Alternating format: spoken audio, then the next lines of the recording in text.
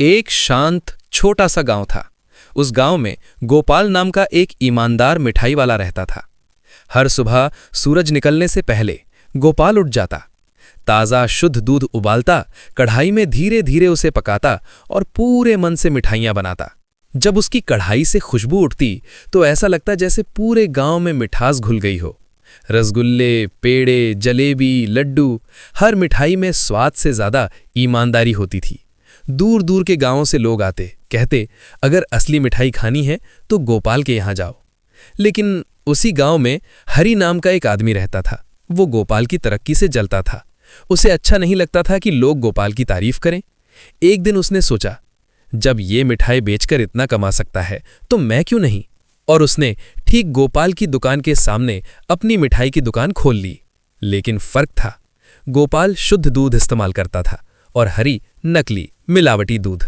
हरी ने मिठाइयां सस्ती बेचनी शुरू कर दी। लोगों ने सोचा, सस्ती मिल रही है तो क्यों ना यहीं से लें। धीरे धीरे गोपाल की दुकान सूनी होने लगी।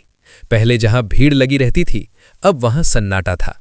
गोपाल दिन रात मेहनत करता रहा, लेकिन ग्राहकों की संख्या कम होती गई। उसका चेहरा उदास रहने लगा। एक दिन एक साधु उसकी दुकान पर आए। बेटा, कुछ मिठाई मिलेगी? गोपाल ने आदर से मिठाई परोसी। साधु ने एक कौर खाया और उनकी आंखें चमक उठीं। वाह, कितनी शुद्ध, कितनी स्वादिष्ट मिठाई है। लेकिन उन्होंने देखा, गोपाल मुस्कुरा नहीं रहा था।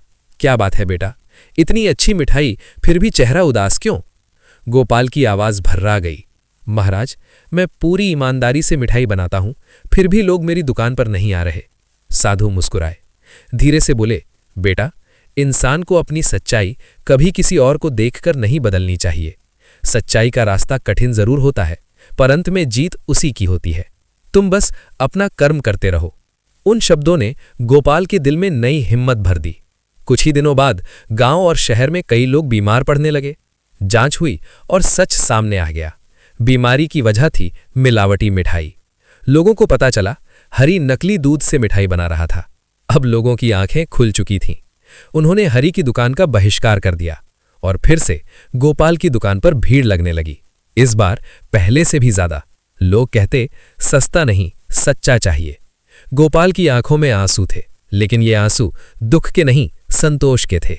उसे समझ आ गया था, ईमानदारी देर से जीतती है, पर जीतती जरूर है।